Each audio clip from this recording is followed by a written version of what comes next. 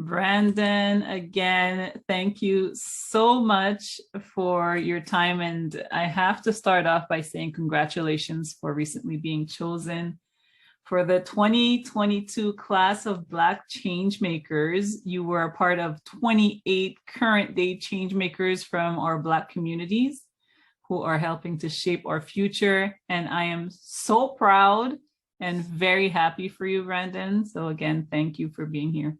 Thank you. Thank you so very much. Happy to be happy, honored, humbled to be chosen.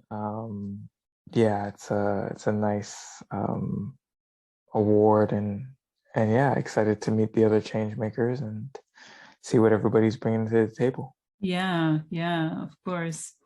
We are in our season of intentional living, and for the month of February, we celebrate Black History Month. And the way I chose to celebrate Black History Month is by engaging in somewhat uncomfortable conversations and get comfortable with the uncomfortable in order to inspire change. So it goes without saying that you are a change maker, and it's one of the reasons I needed to have you again on my podcast. And I think that particularly for these types of conversations, we need people who have empathy and are able to articulate things in a way that will shed light on what is going on in a very matter-of-fact way, but with a lot of compassion. And based on our last conversation, I just knew I needed to have you on for this segment, because Black people all over the world have been going through so much for so long. And I believe that through these difficult conversations and our ability to truly listen, we will be able to begin to understand the person who's seeking to be heard, what he or she is going through. So my first question to you is, when it comes to racial injustice and particularly towards Black people, how would you say we can start these uncomfortable conversations? I think the conversations they're already happening. I think what's fortunate out of the unfortunate circumstances is that now nobody can deny what Black people have been trying to allude to for so long now. And I can remember when I was younger, my friend, her mother, she told me that if I didn't do anything wrong, then I wouldn't have anything to fear from police. And I don't think she was ill-intentioned. I don't think she's racist. I just think it came from a certain level of ignorance. Like, she's never lived a day in the color of a like the skin color of a Black person. Yeah. She's never had to deal with, like, in her reality, in her world, if she didn't do anything wrong, she wouldn't have to fear police or, being stopped for no reason. And sorry, that's what I mean too by starting uncomfortable conversations. You know what I mean? Like, I know the conversation is already there a lot, but when somebody approaches you in that way, how do you start a conversation, to kind of shed light to the fact that, well, yeah, I do still have to worry about certain things, Yeah. So the tricky thing was that I was fairly young at that point. So I wanted to believe her. I absolutely did. But like I said, out of looking back at the last few years or even decade, with the advancement in technology and the fact that everybody's kind of recording in real time what's been going on and now showing it to the world, that woman, I'm pretty sure, wouldn't say the same thing that she once said, right? So nobody's able to hide the truth anymore. It's finally coming out in that there has been equality and inequality and, systemic racism and, some people are treated differently. And now we do need to have these conversations, and we do need to give space to everybody's experience, right? So again, she has never lived a day as a Black person. She doesn't have a Black son. She never had to speak to her children about, what to do, how to handle police, how to handle if you get pulled over, or any of those situations. But honestly, I feel like it all starts in the home. And I know that a lot of Black parents are having these conversations with their children. I know it's such a delicate subject, but I feel, and this again is just my opinion, I feel as though the conversations need to be had in a manner where the young children, the Black children, they're the ones that have the power. Mm-hmm. They're the ones that need to be able to communicate to the police, like, hey, what you're doing is wrong. And if you continue to do it, there's going to be certain repercussions, consequences, because I know my rights and I'm not afraid. Like I'm, taking up my space. I'm not doing anything wrong. And, whoever it is, your supervisor or whatever legal procedures we have to go through to make sure that like you're held accountable for your mishaps, well then I'm prepared. My parents are prepared. They know what they're supposed to do.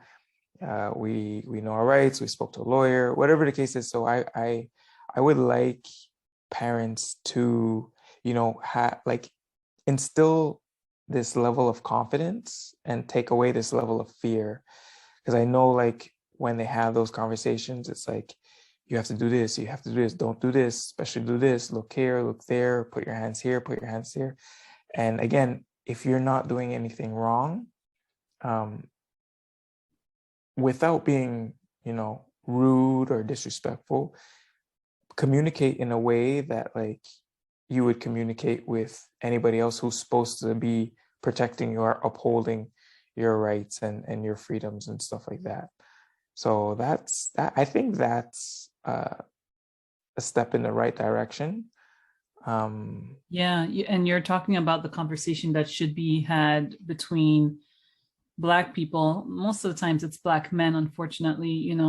Black women have to deal with it as well, but not as much as Black men. And we'll get into how to speak to our children in another question that I'll ask you. But the dialogue between somebody of color and a police officer, you're talking about that kind of dialogue and how to approach it, right?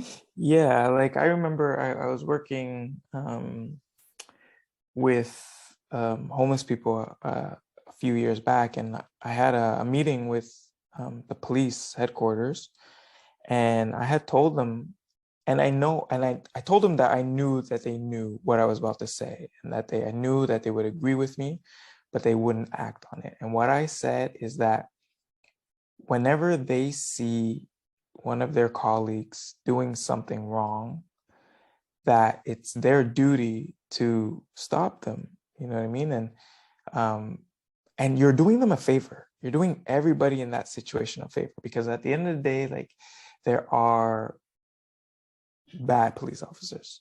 Like some of them get through. I don't know how. I don't know what their hiring process is, but some police officers are able to fake it enough where they can get on the job. And again, these people are human. They go through life same way that everybody else goes through life. They have ups and downs. You know what I mean? Like somebody could have had an argument that morning and have no idea how to get rid of those heavy feelings, and they take it onto the job and they just want to let it out on somebody else. And it's their partner's job to stop them and say like, hey, I don't know what's going on with you, but whatever the case is, like you're going down a path that like, it's not it's not going to be a good one. And if they don't do anything, well, then they're both like, they should both be held accountable. So I think That's an amazing. You went up to the police officer and said Oh, that. it was a whole group of them. It was like a Wow. whole room of them, and That's an amazing example of how to start a conversation that's very uncomfortable. yeah. But Yeah. I told them I know that they know this, but they rarely act on it because I've been in so many situations where like I had to turn to the partner police officer, and I'm like, "Are you really gonna allow this to go on? Are you gonna allow it to happen?" And I don't know if it's like an unspoken rule or code that they have where like they just don't intervene, but I think they should. I think they really should start intervening and Yeah. like, At this point, yeah, I feel like you're right. It is some kind of unwritten rule because George Floyd, it was the biggest example of people just standing by and not saying anything for murder. Yeah. yeah. I like I know I know the face, I know the name. I haven't watched the video. I Um, couldn't get myself to watch it either. yeah, I haven't. I heard about like somebody described what happened up to a certain point, and then I had asked them to stop, basically describing what happened. But it's a human. It's a human. I don't want to use a wrong word here, but trait or characteristic, where like if there's one person there, then they're more likely to step in and intervene than if there's a whole group of people. And so like we kind of just deflect the responsibility onto someone else. It's like, okay, well, if that person's not doing anything, well, it's okay for me not to do anything, right? And so I could see how that makes sense where like somebody is should do something, but they end up not doing something. Um, but yeah, all that to say is that I hope that my message landed with them and that like, you know, it's even though in the moment it might be a bruise to somebody's ego, in the long haul, I hope that everybody understands that it's for the best situation of everybody, especially the people that they're supposed to be serving in that instance, right? Yeah. It takes a level of bravery to address something like that and to start a conversation that's uncomfortable. So that, of course, has to be taken into consideration. Many people aren't brave enough to start the conversation, but once you are and you do it in a way that's respectful, like you did, it's almost impossible for the person not to reflect on what you said, even if their ego is bruised for a little bit. Mm-hmm. Afterwards they will reflect on it and hopefully do the right thing. Yeah, and I gave them a real life example. I told them, like the like prior to that incident, I was in an interaction with a police officer that was not going well, and there was three other police officers there that did nothing, and I had asked them to like step in, and they obviously, I shouldn't say obviously, they took the side of their colleague, which was unfortunate. And I had explained this to the whole group of people. And I told them, I'm like, hey, I have my rights. I'm a person. I have my dignity. You guys are supposed to be serving and protecting, and I'm asking for help. You know what I mean? And it's like, who am I supposed to call? Like, it's the police that are doing this stuff. Like, who do I call? You know, I can't call the police on the police. You know what I mean? So it's like in that instance, like, what am I supposed to do? Because I know if I raise a finger, I'm gonna get in trouble. Everything's gonna turn back on me, right? So, so it's like, what do you do? Yeah, and that leads us to the next question, which is, in your experience, would you say there's a willingness, there's even a willingness to learn when it comes to other people's culture? And is there a way we can get people to genuinely be interested in learning? Like everyday people. Yeah, everyday people. And I guess in this case, we talk about police because, there's a certain level of power there. And Mm-hmm. there's an ability to, if you're willing to go into certain communities and mingle and Yes. feel the people, to change. But are you really willing to do that? And if so, or if not, for certain people, how do we get them Yeah. to do that? You know what? I think I'm gonna I'm gonna assume I'm gonna operate from a certain level of thinking that there are police officers who actually do want to make a difference. But like I said, there's gonna be some that are just very close-minded, you know what I mean? And like I said, we're all from different backgrounds and origins, and we view things differently. We're all from different kind of worlds, perspectives, and stuff like that. So I know, and I've spoken to, but it's very It's a tricky question. because it is very tricky because in the instances where the police were cool with me, or they allowed space for me to hear me out and stuff, it was in a professional setting. You know what I mean?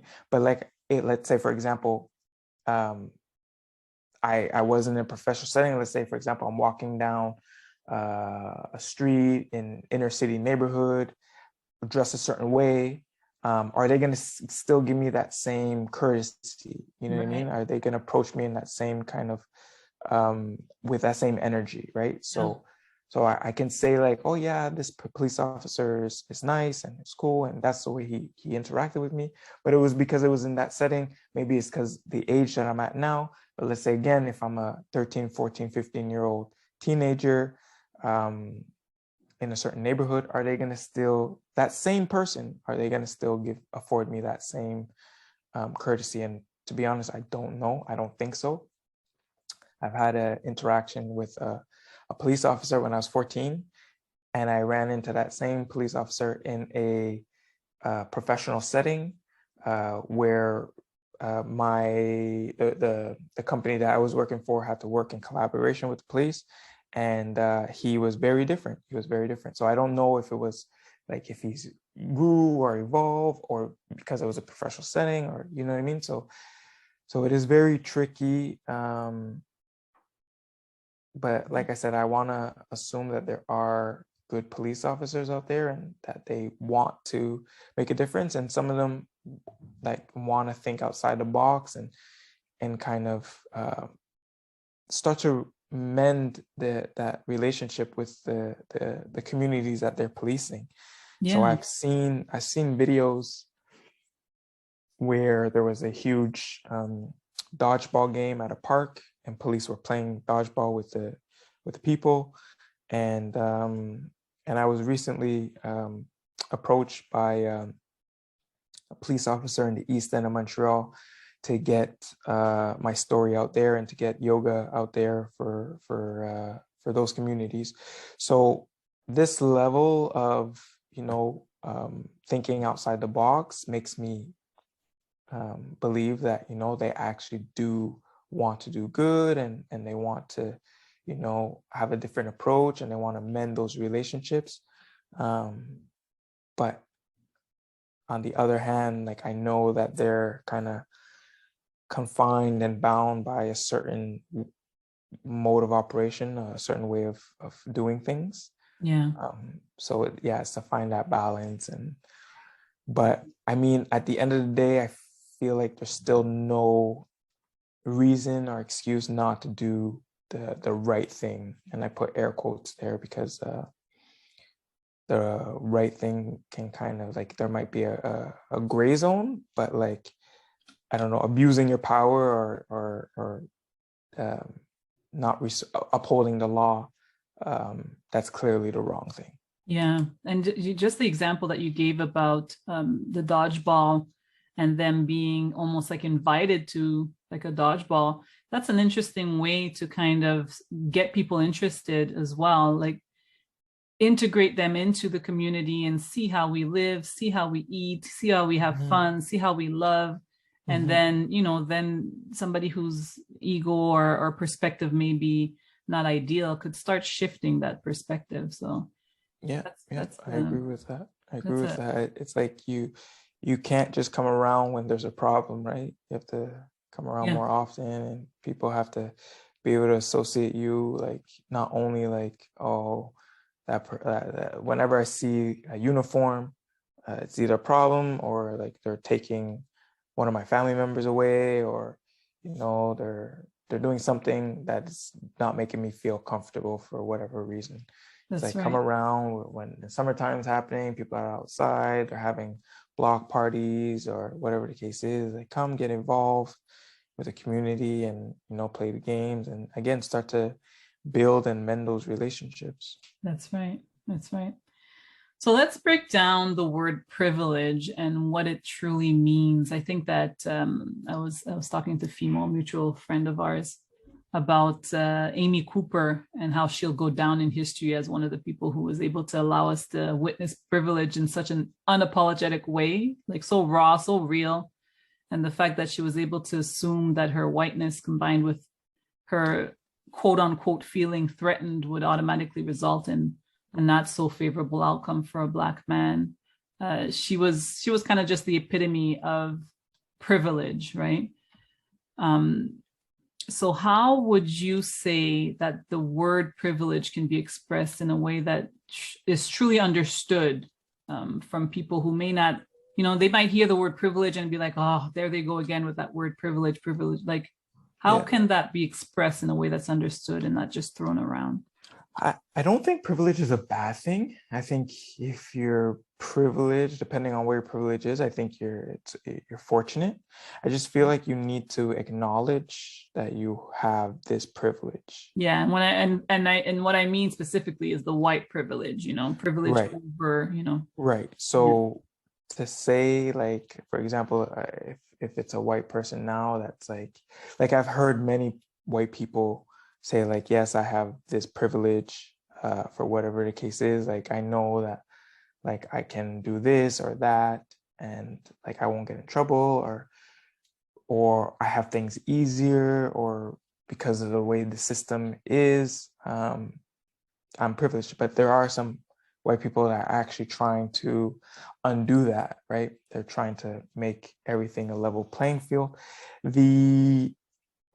The problem lies when someone is clearly privileged, but they don't acknowledge it, right?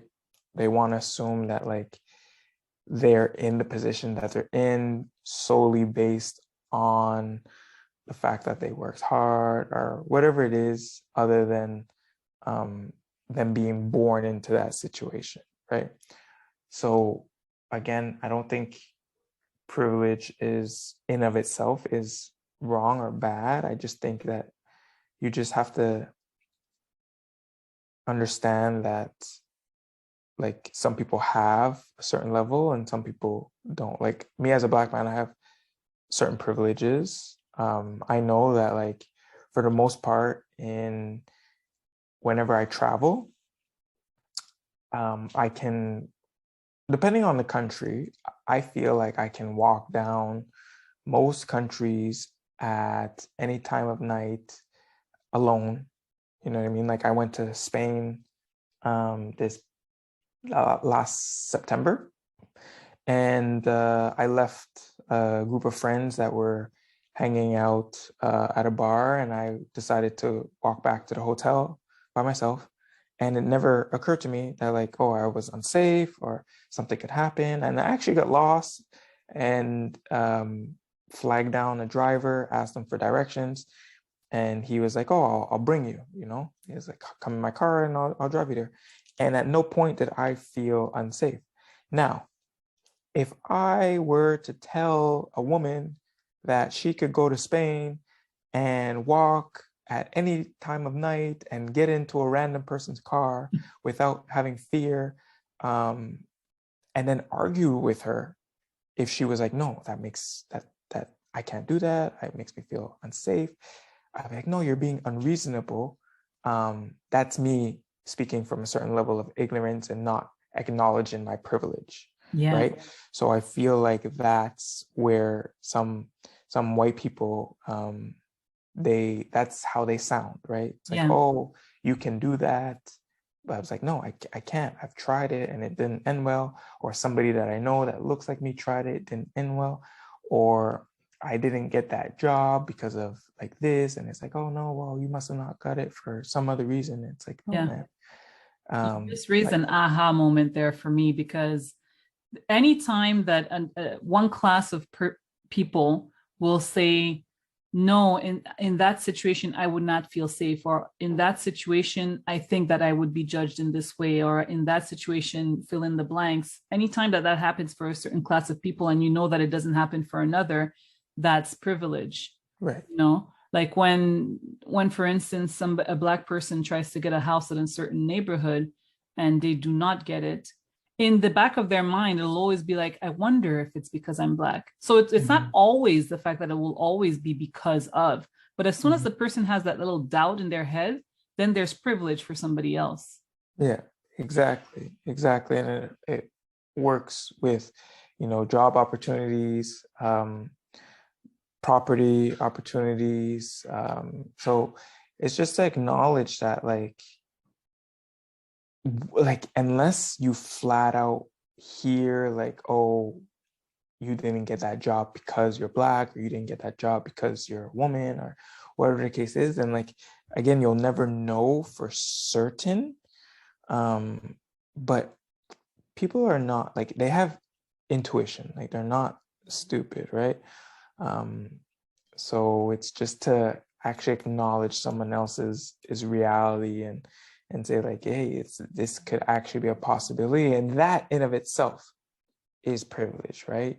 It's like, oh man, I never have to worry about that because I am this or I'm exactly. that, right? Yeah. The not having to worry puts you in that privilege box. And it's not to say, again, it's not to say that it's always the case that because you were a woman, this happened, or because you are Black, this happened. It's just that because you have that fear or that question, then another class of people is privileged over you. Right, exactly. So let's say, for example, a woman could leave her group of friends at 2 o'clock in the morning and journey to a hotel and risk the chance of getting lost. And something might happen to her and something might not happen to her. Yeah. But she has to think about that, right? Exactly. She's like, oh, I'm weighing the pros and cons. I'm taking this risk. As opposed to myself, that thought never crossed my mind. It's like, I'm tired. I want to go. I'm going to go. You know what I mean? I don't have to think about my safety and any of that. And my friends as well. They're like, oh, you're leaving? Okay, we'll see you in the morning. And it's like, if a girl were to leave, I would be like, hey, are you sure? Do you want me to come with you? Or, you know what I mean? So for everybody, it's like, we're at ease with this situation. We don't have to think more about it. Sorry, I keep muting every now and then because I always worry that my son will come into the conversation from where he is. No worries. So before our children get their belief systems tampered with, they can't understand why there's even an issue. Like, why would it even bother you that I play with this person? I believe that for children, racism is very confusing. They only know love. That's my belief. So it is our responsibility to articulate in conversations, into conversation that will help them understand what's going on. And for many times for us as Black parents, how to face it and how to make the situations better. So how would you say, as I know that you're a father, do we talk to our children about all of this? Yes, we definitely do. But like you said, it is a tricky conversation to have, because I feel like you said, I feel like, and I agree with you, children start off with love in their hearts. And I feel like hate and racism and all of that stuff, prejudice, that's all something that's taught, right? They're not born thinking that, one person is better than the other, or that I can't play with this person, or, you know what I mean? They don't care who it is. If you're nice, you want to play with me, I want to play with you. You know what I mean? It's not any more complicated than that. I think the conversation should be had, but not before the experience. And I know this is super up for debate. I just feel like as opposed to the I don't know. Oh, that's a great question. I don't know. Now that I think about No, it a little this more. one, I truly, when I ask this question, I truly want to know people like you's opinion, Yeah. the people who are really, conscious and stuff, because I have a son, he's Yeah. 8. I have a Yeah. daughter, she's 6, and I have another son, he's 10 months. But I kind of agree with you that I want to wait until the situation happens, but then I'm wondering, should I wait? Because then is he even prepared for when it, what comes? So I'm kind Yeah. of, and he's already experienced, somebody say le petit brun, or, like they're talking about something and they'll see le brun, Yeah. So yeah, I don't know. And sorry, how old is he? He's 8. Yeah, he's gonna be 8. 9 in Okay. March. Yeah. Okay. Yeah. So I feel like at that age, not to say that it's like okay, but I feel like it would be easier to explain. It would be easier for an 8-year-old to grasp the concept. I was trying to think about like trying to explain it to my son, Yeah. who's 2.5, and I feel like it would be like nearly impossible to say Yeah, like it's not the that. time. Yeah. Yeah, like that person doesn't want to play with you because of your skin color. Like Because he would how be so accurate would it confused. even be? Yeah. The Yeah. person at 2 years old, he wants to play with you. If he doesn't want to play with you, it's because a butterfly caught his eye, Right, right. So, but now it's like, do we wait till the child comes to you and it's like, hey, that person doesn't want to play with me, and he said it's because I live here, or because um, this is what you do for a living, and this is what his dad does for a living, or it's because of your skin color, or you don't speak the same language, or whatever it is that makes them different from each other. To try to explain that, it's like it's super delicate, and it's like, do you wait till it happens? Yeah, I feel like I would wait, because I don't want to be the one to plant the seed, but I would want to be the one to try to uproot it and say like, you know, that's their choice, Yeah. whether they want to or not, but it doesn't, like, don't let it change you, or it doesn't change your worth, or you know what I mean?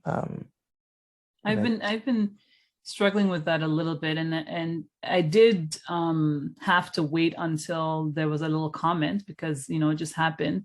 But you also have to know your child, because at a certain age you're going to have the conversation regardless, because some children won't even go to you. They won't tell you what's going on. So, the more I'm thinking about it and I'm having the conversations, I realize at a certain age you have to address it in a way that they understand that it's not necessarily the person's fault that they're acting this way. They've learned it in some way from their parents, or from wherever it may be.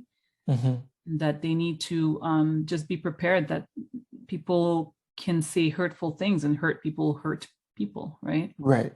I think you nailed it on the head there, and that they learned it from somewhere, and just try to explain that like, it's that's how they choose to see the world. And it's not, I feel like it's definitely, what I would add to that is like, it's not the child's place to try to undo that. You know what I mean? It's like, you don't have to prove yourself or prove your worth, or you know what I mean? Like, if they choose not to play with you because of that, like, it doesn't, you know what I mean? It doesn't, like, it's not your place to say like, okay, well, like, I'm gonna, prove my worth, or that I'm this way or that way. Yeah, you're So already enough. Yeah. exactly. And move towards people who have the same vibration as you. They might not understand all that, but Exactly. in certain terms, like, you'll tell them that it's okay. You'll find your tribe. that one person, we pray that they learn, which is why I kind of want to know how to even get people like that. Because especially at a young age, I think in the school systems, it's very important to have them really understand what it feels like to, you know, to be a class of people who haven't had a voice for a long time and still to this day struggle to find a voice, you know. So the school systems at a very young age need to show all of these beautiful colored people from white to brown to everything in between that, you know, we're all one, you know. Yeah.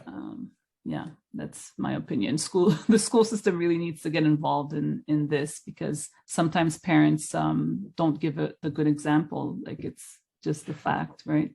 Right. No, I agree with you. And I think what I'm hearing more and more is that there's more children of color that are being afforded scholarships to certain high schools, like private schools that like their tuition is fairly expensive.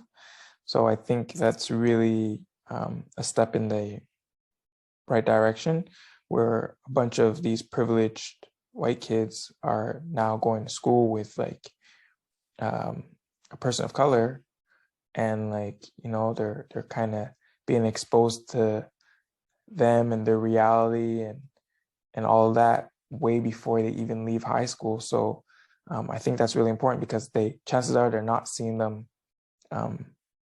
in their neighborhoods.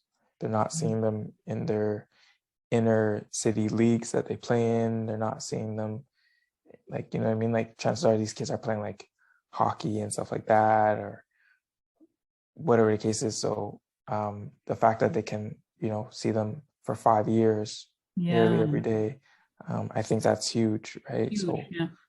the perception that they're getting from Black people is in the media, is in the movies.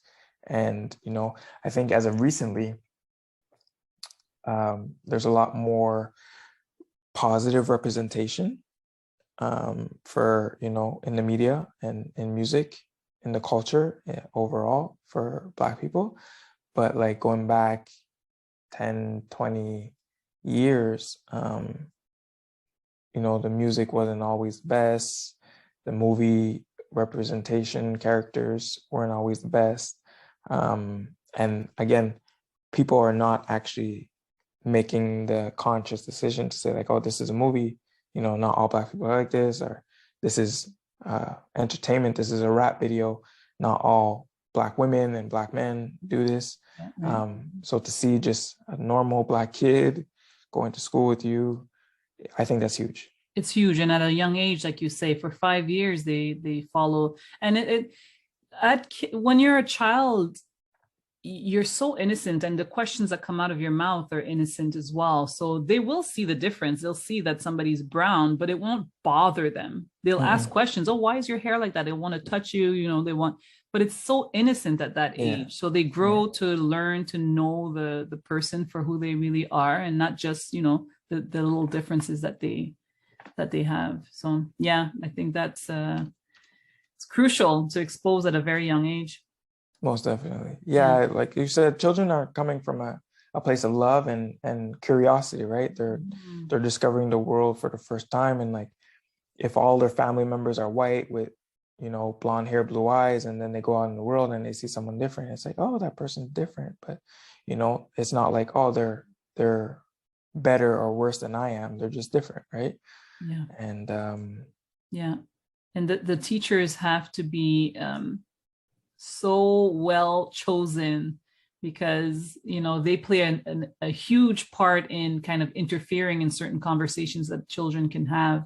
You know, if they see that something is going kind of like the wrong way, they can steer it over and say, you know, yes, he's brown, he's a beautiful, like, look how beautiful that color is, and look how beautiful your color is. And, you know, it's so crucial, just like police officers, to have the right people, you know, especially in certain jobs. Because you know, if you have a racist pilot, it's not as detrimental as if you have a racist police officer or a racist teacher. Teachers are so important. I have so much respect for teachers, and it's just really important for us to make the right decisions and who's going to be in those positions of power. Yeah, that's huge. Yeah. So my last question to you is, how do we become of service in our own way when it comes to, I guess I'm not going to say racism, but when it comes to integration and being one? I think if you ask yourself that question enough times, I feel like you'll come up with the answer. And I feel like everybody's answer will be different. I was blown away to find out that a 9-year-old who is also part of the 2022 class of Black Changemakers, she heard or saw what happened to George Floyd, and she said, how can I make a difference? And she started her own business where she makes head wraps, and part of the proceeds goes towards a Black community organization in the West Island. And so, I feel like understanding that if you see the world, like if there's a problem in the world, instead of, just putting that responsibility on someone else to fix, take it on your own shoulders. And you don't have to take it on your own shoulders by yourself. And I know that, like, we didn't create the problem, right? But we're in it, right? We're facing it. And if we want our children to have to deal with a different problem, then we have to resolve this one. Because if we don't resolve this one, then they're going to have to resolve it, or so on and so forth. So just try to get your creativity in there and understand that there's no limits, and just try to approach a situation from a mindset of, like, resolution. I want to resolve whatever it is, and help. I want to be of service. And she does it through head wraps. I try my best to do it through yoga. So it's really for, like, everybody to find what really speaks to them and how they see the world, and what they can add to it, to try to make it a better place. You know what I mean? You give a platform for people to speak their ideas. So it's really, it doesn't have to look like anything that's already out there. It doesn't have to look like something that somebody else is already doing. And you don't have to start off huge. You don't have to start off big. You can even, I don't know, make a program for elementary schools to have people go in and speak, especially around Black History Month, because I'm sure that, the schools would be open to engaging in these conversations, and they probably just don't know how to approach it themselves. So they're like, okay, well, you know what I mean? It's not ours to fix. But if someone comes with a solution, then yeah, we'll gladly accept that, right? So it's really challenging for people to think. Yeah. You know what I mean? Especially think of solutions, right? They just want to complain about problems. Yeah. It's another tricky question, because the individual is so different, so it can look very different for different people. But if you find somebody that you resonate with as well, if I see you, and I see that you're doing amazing work with your yoga, you can go and gravitate towards that person, and whatever he or she is doing, you get involved with that as well. You don't have to reinvent the wheel as well. Exactly. So it's great. Yeah. Thank you for that answer. And I would actually say, yeah, if somebody else is doing something that you're like, wow, that's different, or that's unique, and I would like to get behind that. Very rarely are people going to turn down, an extra hand, or, extra set of eyes, or extra way of thinking. So yeah, if somebody's already, heading down that road in that direction, and you want to kind of add some fuel to that, then I would definitely say go for it. You know what I mean? Absolutely.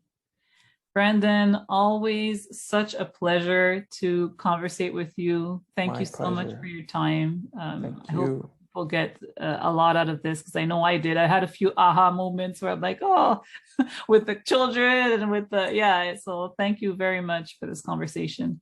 My pleasure. Thank you so much for having me, Tanya.